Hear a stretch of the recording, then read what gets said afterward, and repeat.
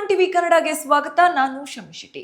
ಭಾರತೀಯರಿಗೆ ಈ ಪಾಸ್ಪೋರ್ಟ್ ವಿಚಾರದಲ್ಲಿ ಸಾಕಷ್ಟು ಗೊಂದಲಗಳಿವೆ. ಅದರಲ್ಲೂ ಪಾಸ್ಪೋರ್ಟ್ ನಮ್ಮ ಭಾರತದ ಅಂತಿಮ ಪೌರತ್ವದ ಪುರಾವೆಗೆ ಬರುತ್ತಾ, ಅಥವಾ ಇದು ಕೇವಲ ಒಂದು ಪ್ರಯಾಣಕ್ಕೆ ಬಳಕೆಯಾಗುವಂತಹ ಒಂದು ದಾಖಲೆನಾ ಅನ್ನುವಂಥ ಒಂದಿಷ್ಟು ಗೊಂದಲವಿದೆ.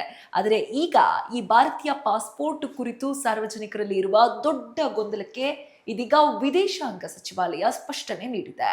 ಪಾಸ್ಪೋರ್ಟ್ ಎಂದರೆ ಕೇವಲ ಅಂತಾರಾಷ್ಟ್ರೀಯ ಪ್ರಯಾಣದ ದಾಖಲೆ ಮಾತ್ರ. ಅದನ್ನು ಭಾರತೀಯ ಪೌರತ್ವದ ಅಂತಿಮ ಪುರಾವೆಯಾಗಿ ಪರಿಗಣಿಸಲು ಸಾಧ್ಯವಿಲ್ಲ ಎಂದು ಸಚಿವಾಲಯ ಸ್ಪಷ್ಟಪಡಿಸಿದೆ. ಪಾಸ್ಪೋರ್ಟ್ ಸೇವೆಗಳನ್ನ ಮತ್ತಷ್ಟು ಸುಧಾರಿಸುವ ಉದ್ದೇಶದಿಂದ ಸರ್ಕಾರ ಹಲವು ಮಹತ್ವದ ಕ್ರಮಗಳನ್ನ ಕೈಗೊಂಡಿದೆ. ತಂತ್ರಜ್ಞಾನದ ನೆರವಿನಿಂದ ಪಾಸ್ಪೋರ್ಟ್ ವಿತರಣೆಯ ಸಮಯವನ್ನ ಕೇವಲ 5 ದಿನದ ಕೆಲಸದ ಅವಧಿಗಾಗಿ ಇಳಿಸಿದೆ. ಜೊತೆಗೆ ಪಾಸ್ಪೋರ್ಟ್ ಸೇವಾ ಕೇಂದ್ರಗಳಲ್ಲಿ ಅರ್ಜಿದಾರರು ಕಳೆಯುವ ಸಮಯವು 45 ನಿಮಿಷಗಳಿಗಿಂತ ಕಡಿಮೆಯಾಗಿದೆ. ಇನ್ನು ವಿಶೇಷವೆಂದರೆ ದೇಶದಲ್ಲಿ ವಿತರಿಸಲಾಗುತ್ತಿರುವ ಹೊಸ ಪಾಸ್ಪೋರ್ಟ್ಗಳಲ್ಲಿ ಸುರಕ್ಷಿತ ಎಲೆಕ್ಟ್ರಾನಿಕ್ ಚಿಪ್ ಮತ್ತು ಬಯೋಮೆಟ್ರಿಕ್ ಮಾಹಿತಿ ಅಳವಡಿಸಲಾಗ್ತಾ ಇದೆ. ಇದರಿಂದ ನಕಲಿ ಪಾಸ್ಪೋರ್ಟ್ ದಂಧೆಗೆ ಒಂದು ರೀತಿಯಲ್ಲಿ ಕಡಿವಾಣ ಬೀಳುವುದರ ಜೊತೆಗೆ ವಿದೇಶಿ ಗಡಿಗಳಲ್ಲಿ ತ್ವರಿತ ತಪಾಸಣೆಗೆ ಸಹ ಇದು ಒಂದು ದೊಡ್ಡ ಮಟ್ಟದ ನೆರವಾಗಲಿದೆ. ಇನ್ನು ದೇಶಾದ್ಯಂತ ಪಾಸ್ಪೋರ್ಟ್ ಸೇವೆಗಳ ವ್ಯಾಪ್ತಿಯು ವೇಗವಾಗಿ ವಿಸ್ತರಿಸ್ತಾ ಇದೆ. ಪ್ರಸ್ತುತ 545 ಪಾಸ್ಪೋರ್ಟ್ ಸೇವಾ ಕೇಂದ್ರಗಳು ಕಾರ್ಯನಿರ್ವಹಿಸುತ್ತಿದ್ದು 2027ರ ವೇಳೆಗೆ ಪ್ರತಿ ಲೋಕಸಭಾ ಕ್ಷೇತ್ರದಲ್ಲೂ ಕೂಡ ಕನಿಷ್ಠ ಒಂದು ಕೇಂದ್ರ ಸ್ಥಾಪಿಸುವಂತಹ ಗುರಿಯನ್ನ ಸರ್ಕಾರ ಈಗಾಗಲೇ ಹೊಂದಿದೆ. ಈ ವರ್ಷವೇ 20 ಹೊಸ ಕೇಂದ್ರಗಳನ್ನ ಆರಂಭಿಸಲು ಕೂಡ ಯೋಜಿಸಲಾಗಿದೆ. ಇದರಿಂದ ಬಹುಶಃ ಹಲವಾರು ಸಾರ್ವಜನಿಕರಿಗೆ ಹಳ್ಳಿ ಪ್ರದೇಶಗಳಲ್ಲೂ ಕೂಡ ಪಾಸ್ಪೋರ್ಟ್ ಅಗತ್ಯವಿದ್ರೆ ತಕ್ಷಣವೇ ಮಾಡಿಕೊಳ್ಳಿಕ್ಕೆ ಬಹುಶಃ ಸಹಕಾರಿ ಆಗಬಹುದು.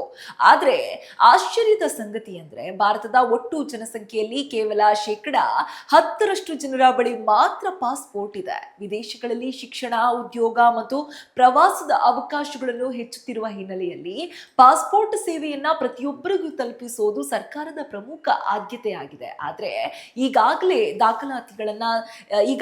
ಸಂಖ್ಯಾಂಶಗಳನ್ನ ಗಮನಿಸಿದ್ರೆ 10% ಮಾತ್ರ ಪಾಸ್ಪೋರ್ಟ್ ಹೊಂದಿರುವಂತಹ ಜನ ಇಲ್ಲಿದ್ದಾರೆ. ಇದು ಆಶ್ಚರ್ಯ ವಿಚಾರ.